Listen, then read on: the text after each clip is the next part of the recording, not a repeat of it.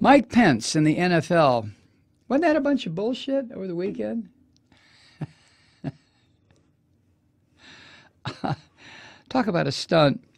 Pence was in Las Vegas where he was doing the phony bullshit that Republicans do when they are trying to make nice with grieving relatives of people who have just been slaughtered because the Republicans refuse any type of sensible gun safety laws. So Pence is one of those pandering little fucks that just turns my stomach. Pence, when he was a member of the House, when he was governor of Indiana, he never made any goddamn effort whatsoever, even after 20 children were butchered in Connecticut. Nothing. Nothing. So for Pence to go to Las Vegas to attend that memorial service for victims of the mass shooting, what a bunch of horse shit. People, every single Republican should stay the fuck away from that because they are partly responsible for that death. Notice I said partly, but they are. They are. So for Pence to show up with all his slimy, drooling Christian horse shit,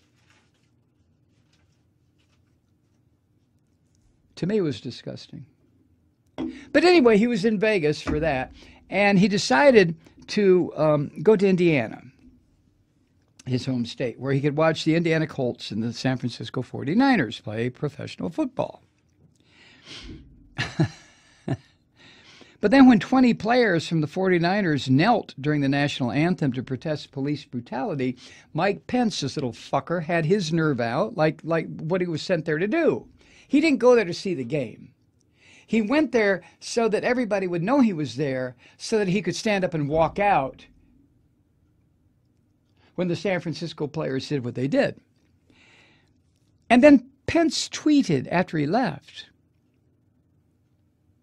And he tweeted this minutes before Trump tweeted that he had instructed Pence, this little pissant, to leave if the players knelt. This is what Pence wrote. Quote, "I left today's Colts game because POTUS, President of the United States, and I will not dignify any event that disrespects our soldiers, our flag, or our national anthem. You asshole." See, this is what they do. This is what these lying bastards do. And by lying bastards, I mean white politicians like Pence, who are racist down to their fucking soles of their feet. Mike Pence is as racist and homophobic as somebody like David Duke. So he totally ignores what this protest is about. Oh, black people dying, being shot down by cops. Fuck that. No, this is about the parade. This is about the flag and the military, and they're disrespecting Jesus. I'm sure Pence is going to figure out a way to work that in next, right? And then Pence flew to Los Angeles for a fundraising event. Because, you know, it's for Trump. Trump has started his 2020 campaign. Steve Bannon told him the day he was inaugurated to authorize a Trump for re-election presidential campaign so that Trump could raise money, use the money for anything he wanted to. As Rachel Maddow has pointed out several times, Trump has developed this huge slush fund that he can use to buy people off, which is what he's doing.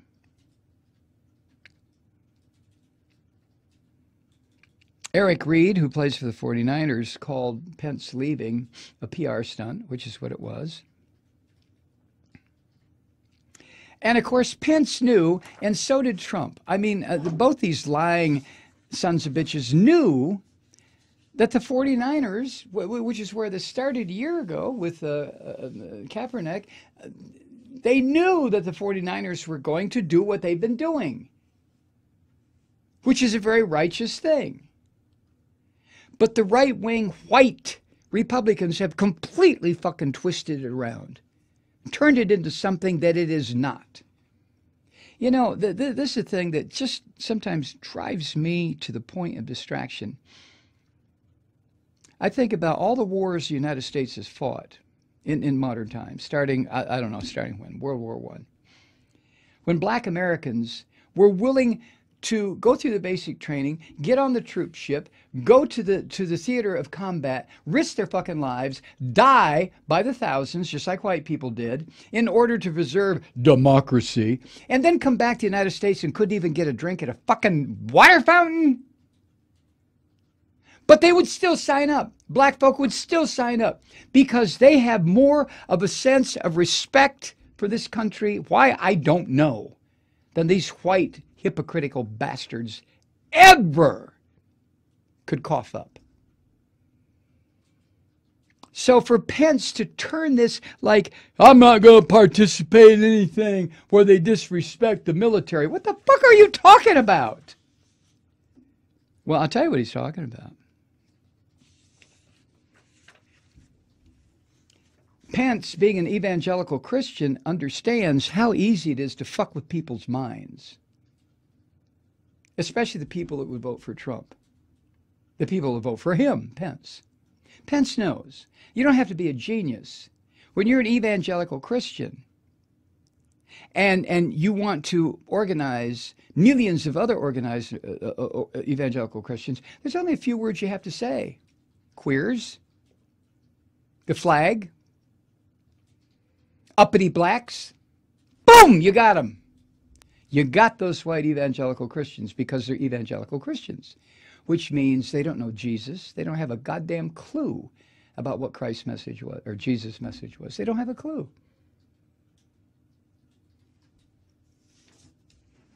Because their preachers don't tell them the real story about love versus this evil shit like Mike Pence.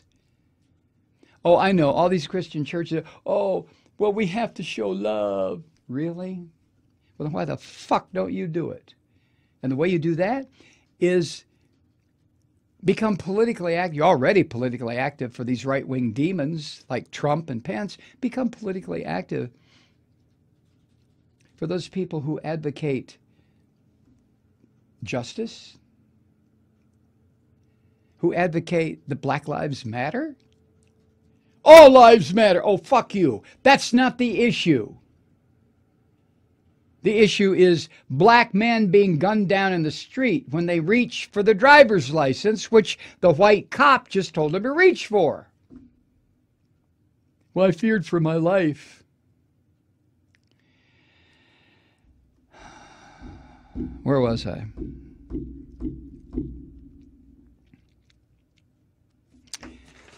This also is from Huffington Post. Air travel alone, they were talking about Pence, flying from Vegas, Indianapolis, L.A. Air travel alone likely racked up a hefty bill. Planes similar to Air Force Two cost roughly $30,000 per hour to operate. That's according to the Air Force. Pence's flight from L.A. to Indianapolis took over 3 hours on Saturday, and his flight to L.A. on Sunday took nearly 5 hours. Roughly 8 hours of Air Force Two use would cost as much as $250,000, $240,000, just to make this little bit of shit-ass right-wing political theater. Oh, I'm not going to be present where they disrespect the military. Jesus Christ. The Republican National Committee will reimburse some of the money because, remember, this is a campaign fundraiser because Trump has already started his run for the 2020 nomination.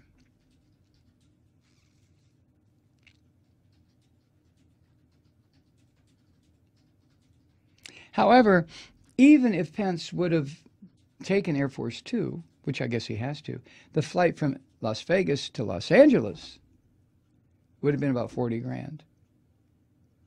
Not $240,000.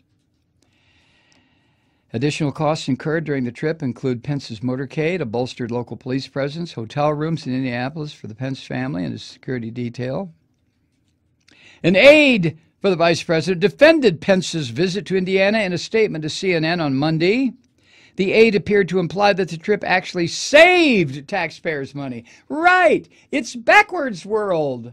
It's newspeak. It's horseshit.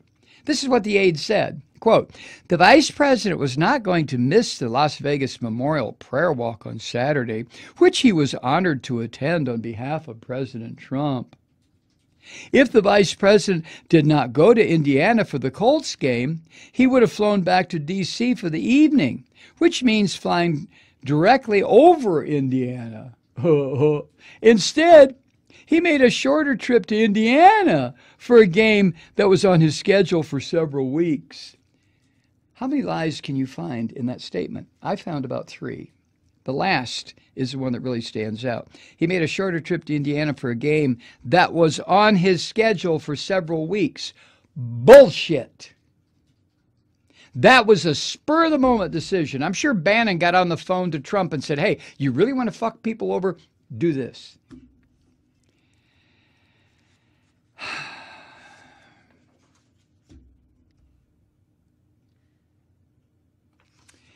But everybody associated with the Trump campaign and the Trump presidency and the Trump campaign of 2020, every single one of them is a grifter, a liar, a cheat, a sneak, a deceiver.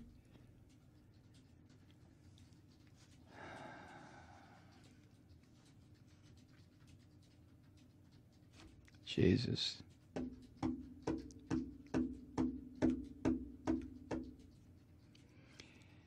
After Pence issued his little Twitter bullshit, Trump said on Twitter, quote, I asked VP Pence to leave stadium if any players kneeled, disrespecting our country. I am proud of him. And Second Lady Karen. Disrespecting our country? You dirty son of a bitch. To put it that way, that these people who their full political philosophy around this issue is Black Lives Matter. And then you can expand from there. So don't keep killing us.